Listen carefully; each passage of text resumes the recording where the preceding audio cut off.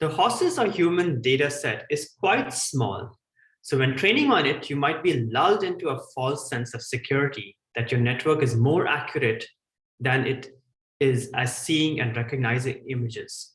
This concept is often called overfitting, and we'll explore it. It's important to keep in mind, in particular on tiny ML devices, because machine learning can be power hungry. And we want to make sure we are as efficient as possible in classifying. And misclassifications due to overfitting might hurt your app. Imagine if the only shoes you ever had seen in your life were hiking boots. Even though hiking boots come in all sorts of shapes, sizes, colors, models, by looking at lots of them, you'll soon think that all shoes were hiking boots, and you could be very good at identifying. And as you are using the features that make up a hiking boot to determine that it's a shoe, things like the size or the location within the image wouldn't faze you. You will have no trouble with an image like this, and you could see that the image definitely has shoes in it. But then you see a shoe like this, and you don't recognize it's a shoe, even though it is one. You've overfit yourself into thinking that all shoes look like hiking boots. To explore a technique to avoid overfitting, let's consider how convolutional neural networks work. Recall that they spot features in an image, like the ears of a cat or the legs of a woman.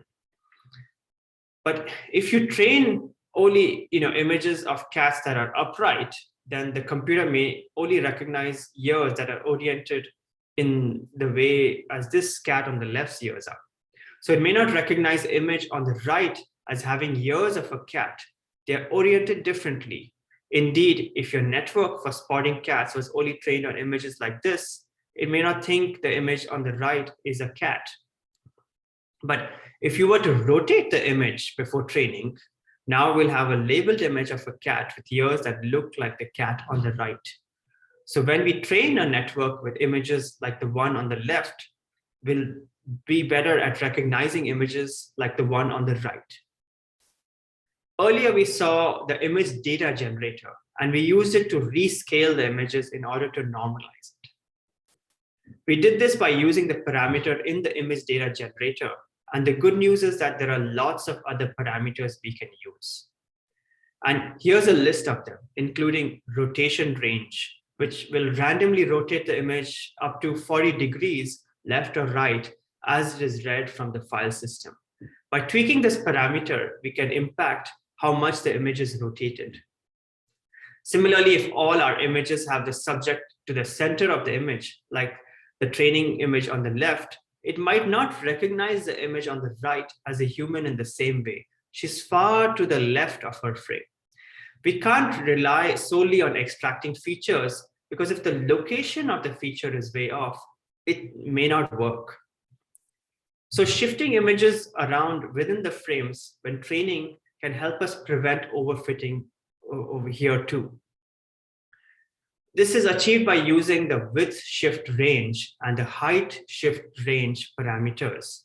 When we set to 0.2 as shown here, the image will be randomly shifted up to 20% on the width and the height when it is streamed off the disk for training. Another augmentation that can be done is skewing. This can be useful in a scenario like this, where the image on the right is clearly human, but our training data has nothing like it. It does have an image like that on the left, which is kind of a similar pose, and our human brain recognizes it, but the extracted features may miss it. But if we skew the image on the left, we now have pixels that sort of look like the one on the right. And again, we artificially enhance our data set with more scenarios. So hopefully our neural network will be better at recognizing them. This shearing is achieved by using the shear range parameter. So we can set it to shear images up to 20% when training by setting it to 0.2. One more scenario is this one. The woman on the right is obviously human, but her legs aren't visible in the image. The horses or human data set has full body poses of each human. And the image on the left looks quite like the one on the right, but classification might fail because of the missing legs. But if we zoom the image on the left, it now looks a lot like the one on the right. So while training, if we had samples that look like this, the image on the right might classify better in future. Again, we'd avoid overfitting for humans that have legs and avoid mistakenly misclassifying one without legs as not human. The zoom range parameter achieves this by setting it to 0.2. Every image will be zoomed up to 20% when training. Another obvious one is flipping images. Say our training set only has humans with their right hand raised, like the one we see with the image on the left. Then it may not be able to recognize pictures like the one on the right, where the woman has her left hand raised. We could overfit for right hand raisers mistakenly. But if we flip the image in our training data, we now have a left hand raiser too, so we can avoid overfitting in this circumstance.